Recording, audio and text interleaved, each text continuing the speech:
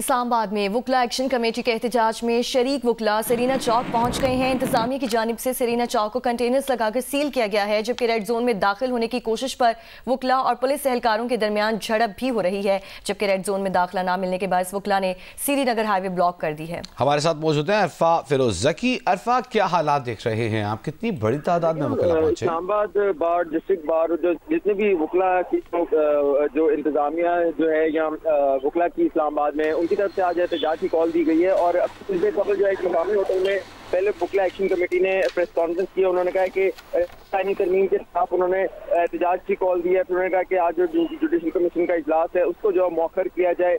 इस वजह से उन्होंने कहा इंतजामिया हमें जो पुरअमन एहतजाज करने जो वो दिए जाए, हमें जो रेड जोन में दाखिल होने की इजाजत जो है वो दी जाए। उसके बाद जो वकला है उन्होंने एहतजाज अपनी जो रैली है उसका आगाज किया मकामी होटल में, जो तकरीबन जो है वो 5 से 10 मिनट दूर है रेड जोन से। नादरा चौक पहले वो पहुंचे, लेकिन नादरा चौक पे उनको दाखिले की इजाजत नहीं दी गई रेड जोन में। वहाँ कंटेनर्स लगाए गए, पुलिस है वो काफी भारी नफरी में मौजूद थी। उसके बाद नादरा चौक से जो रुख सरीना चौक की तरफ किया, जो पास ही है बिल्कुल, लेकिन वहाँ भी पुलिस तैनात थी। और जब वकला ने जबरदस्ती अंदर घुसने की कोशिश की तो पुलिस की तरफ जब झड़प भी की गई, डंडे भी जो है वो वकला को मारे गए। उसके साथ साथ जो श्रीनगर हाईवे है वहाँ से भी एक काफिला है वकला का, क्योंकि सिंध और बलूचिस्तान वहाँ से भी चंद जो है वकला आ रहे हैं इस्लामाबाद की तरफ गामजन है, वहाँ भी जो है वो वकला को जो है वो रोका गया है। इस वक्त जो लेटेस्ट सूरत हाल है कि सरीना चौक पर वकला मौजूद हैं और वो कोशिश कर रहे हैं कि रेड जोन में दाखिले की, लेकिन दूसरी तरफ सुप्रीम कोर्ट के बाहर इस टाइम जो है वो सब सिक्योरिटी तैनात है। 2 लेयर सिक्योरिटी की यहाँ इस्लामाबाद पुलिस की जो वो लगी हुई है और सब सिक्योरिटी इस टाइम सुप्रीम कोर्ट के बाहर है। जी अरफा फिरोज जकी, हम वापस आते रहेंगे बार बार आपकी तरफ और बार बार आपसे जो सूरत हाल है इस वक्त सरीना चौक पर और उसके इर्द गिर्द रेड जोन में इस हवाले से तफसीलात लेते रहेंगे। बहुत शुक्रिया आपका।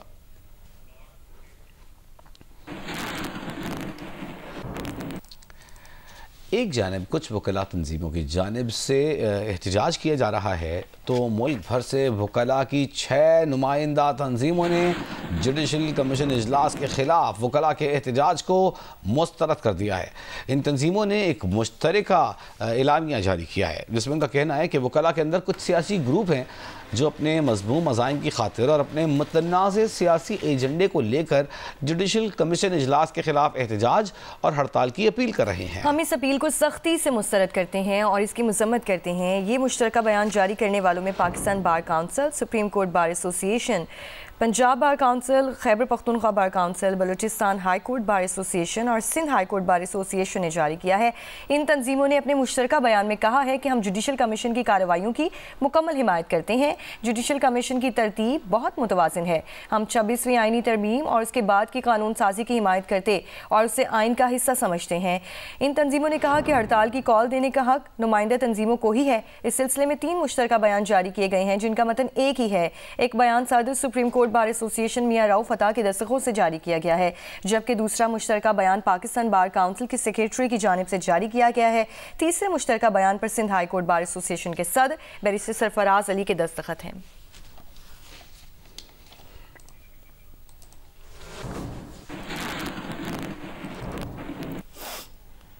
PTI के सेनेटर और जुडिशल कमीशन के रुकन अली जफर ने चीफ जस्टिस याहिया आफरीदी को खत लिख दिया है। जुडिशल कमीशन इजलास मुलतवी करने का मुतालबा कर दिया है।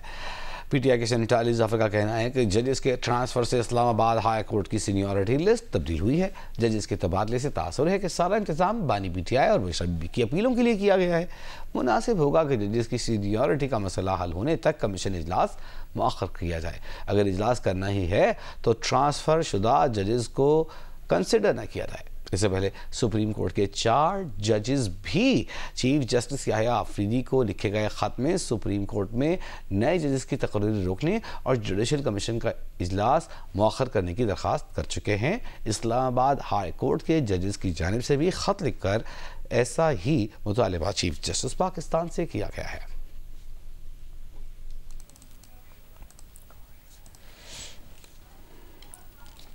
कुरम में असलहा जमा कराने के तरीक़ा कार से मुतालिक अपर कुरम के फरीक ने तजवीज़ दी है कि गाँव में किसी एक जगह फरीकैन का असलहा रखा जाए। असलहा गोदाम की एक चाबी इंतजामिया के पास मौजूद होनी चाहिए। हमारे साथ मौजूद है नुमाइंदा जियो न्यूज़ नादिया सुबुही।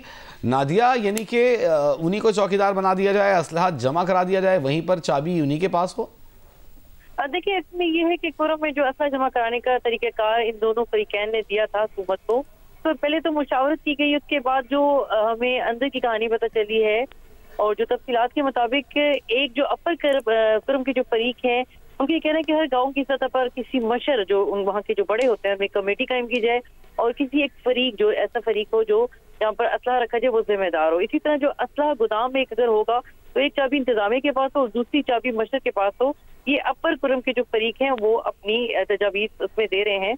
इसी तरह असला वो इनका ये भी कहना है कि असला ना हुकूमत और ना फरीकैन दोनों एक दूसरे के खिलाफ इस्तेमाल नहीं करें। अगर हुकूमत के खिलाफ कोई इस्तेमाल करता है तो जो दूसरे फरीक है उसके साथ देंगे। ये जो पहला फरीक है वो हुकूमत का ही साथ देगा। यकीनन इसमें हुकूमत की ही रेट कायम करने की बात हो रही है।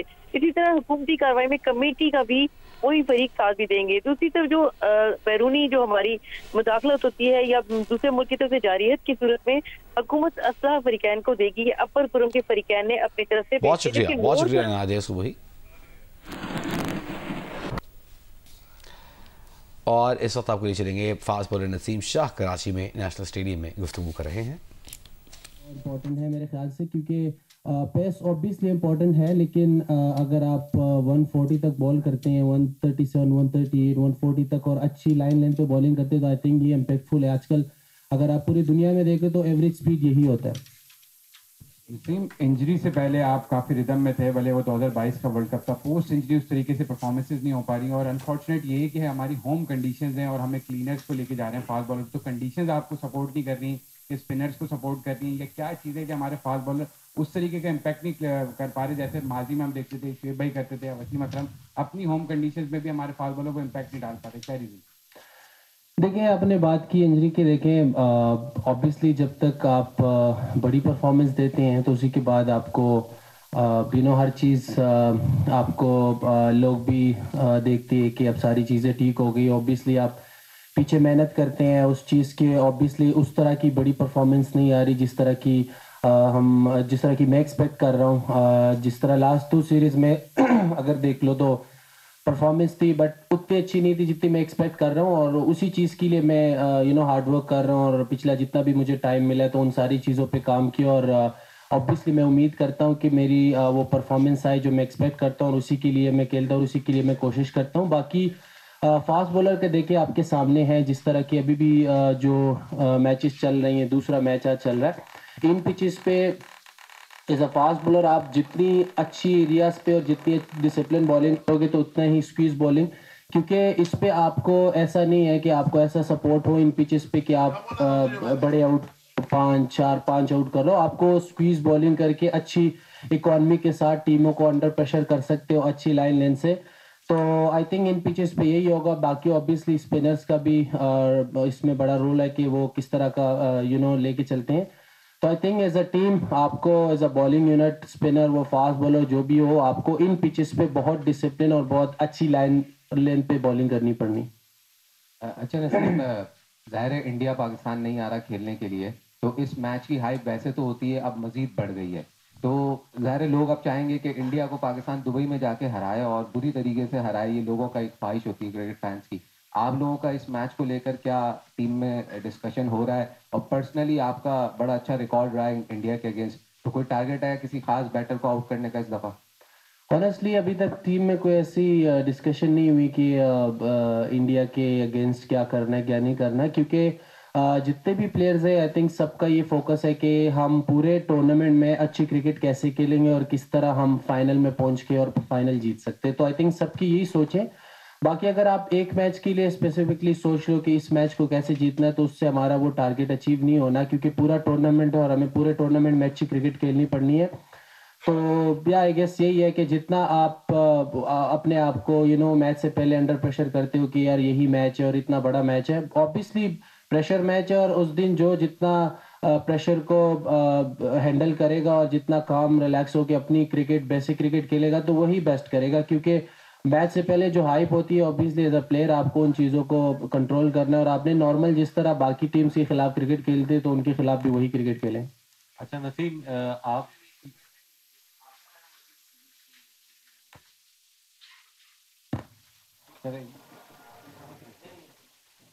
ये नसीम, मेंटल ब्लॉक हम समझते हैं कि थोड़ा सा है, ये खिलाफ हम सीरीज अच्छा खेलते हैं, पूरा टूर्नामेंट अच्छा खेलते हैं, अब न्यूयॉर्क में जैसे हम जीता हुआ मैच हार गए, तो ये मेंटल ब्लॉक को किस तरह से ख़त्म कर सकते हैं इंडिया के खिलाफ? हम जीते हुए मैच भी उनके खिलाफ देखिए रिसेंटली आप जितने भी मैचेस हुए हैं अगर आप देख लें तो हम बहुत क्लोज गए हैं, ठीक है। 2021 से लेके जितने भी हमारे मैचेस हुए हैं, एक आधे मैच के अलावा ऐसे मैच हुए कि बहुत क्लोज मैच गए। इवन बिल्कुल ऐसा लगता है कि हमारे हाथ में मैचेस होते हैं और हम कुछ गलतियों की वजह से हमारे हाथ से मैच चले जाते हैं। तो आई थिंक वो जितने भी चीज़ें एज अ टीम उस पर काम किया, सब ने उस पर मेहनत की और सबका ये बिलीव है कि इस दफ़ा वो गलतियां ना करें, क्योंकि एज अ प्लेयर आप यही कर सकते हो कि जो आपने पास्ट में किया होता है उनसे सीख के आप जो नेक्स्ट आपके चैलेंजेस आते हैं उसके लिए आप तैयार होते हैं और वो गलतियों की कोशिश करते हैं कि उन चीज़ों को कवर करें। तो उम्मीद है एज अ टीम कि हमारे अंदर ये एबिलिटी है कि इस टूर्नामेंट में अच्छा खेलें और जिसके खिलाफ भी खेलें तो अपनी बेस्ट क्रिकेट खेलें।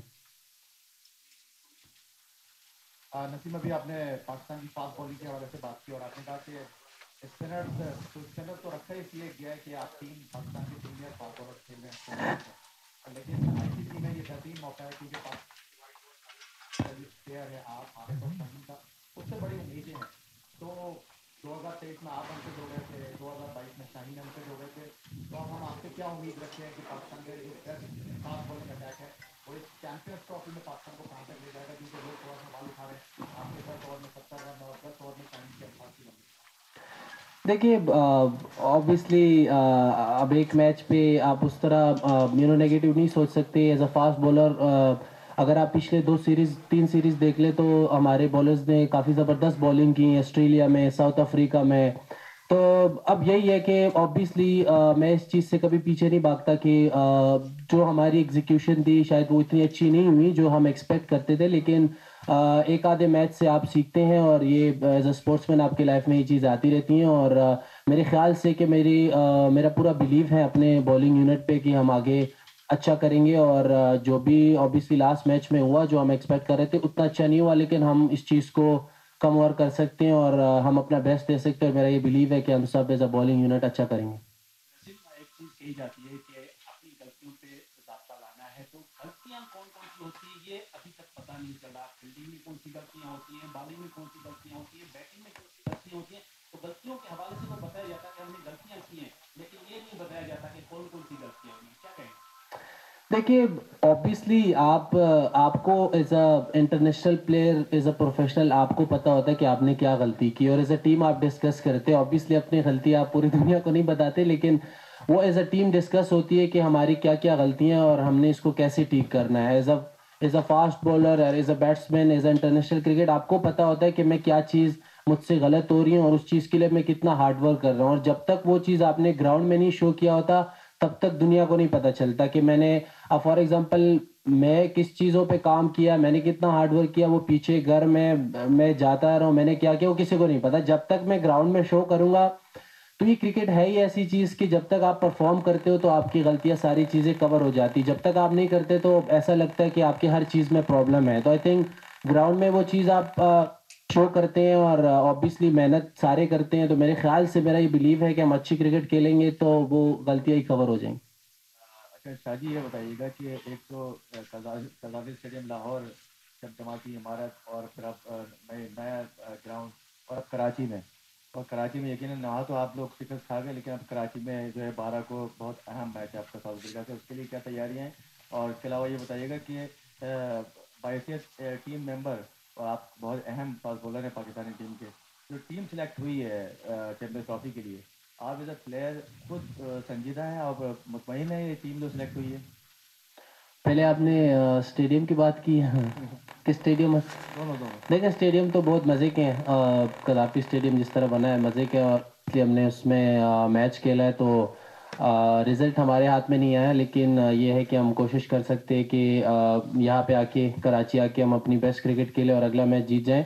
और दूसरी बात ये देखिए, जो भी टीम सेलेक्ट हुई एज अ प्लेयर आप पॉजिटिव चीज़ें ही देखते हैं, और मेरे ख्याल से कि सारों में ये एबिलिटी है कि हम अपनी बेस्ट क्रिकेट खेल के हम जीत सकते हैं। तो आई थिंक मेरा सब पे बिलीव है, जो भी कोचेस कप्तान मिलके जो भी उन्होंने सेलेक्टर्स ने टीम सेलेक्ट किया, मेरा तो पूरा बिलीव है कि हम इस टूर्नामेंट में अच्छी क्रिकेट खेलेंगे और हमारे रिजल्ट अच्छे होंगे इंशाल्लाह।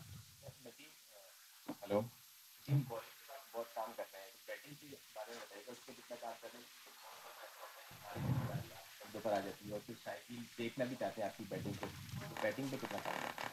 देखिए बिल्कुल, आप एज अ बॉलर आप जब दूसरे टीम के बॉलर्स को बॉलिंग करते हैं तो समटाइम मुश्किल होता है उनको आउट करना, क्योंकि आपने उनके खिलाफ इतनी ज़्यादा प्लानिंग नहीं की होती। आप बैट्समैन को ज़्यादातर देखते हैं कि इनको कैसे आउट करना है, और अगर आप देखें तो हमसे काफ़ी सारे ऐसे मैचेस बॉलर्स लेके गए हैं कि हमने मैन बैट्समैन को सारों को आउट किया और फिर उन्हें पे उनके समझ नहीं आती कि किस किस तरह बल्ला घुमा रहे और बॉल जाए। तो इसी तरह हमने भी कोशिश की कि यार वाई नॉट कि हम भी अपनी बैटिंग को बेहतर करें, कि लास्ट में जब हम आए तो हम इतने आराम से अपनी विकेट थ्रू ना कर दें, उनको मेहनत करनी पड़े। तो इस चीज़ के लिए तो ऑब्वियसली कोशिश करते, मेन फोकस बॉलिंग होती है, लेकिन वो भी इम्पोर्टेंट है कि आप लास्ट में अपनी टीम के कैसे काम आ सकते हो। तो उस चीज़ के लिए भी मैं खुद बैटिंग पे अपना काम करता हूँ कि लास्ट में मैक्सिमम जितना मैं फाइट कर सकता हूँ वो कर लूँ।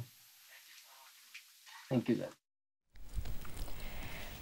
नसीम शाह नेशनल स्टेडियम कराची में, जहां पाकिस्तान क्रिकेट टीम कल के मैच के लिए प्रैक्टिस कर रही है, 12 के मैच के लिए माफ़ कीजिएगा, वहां पर सहाफ़ियों से गुफ्तगू कर रहे थे।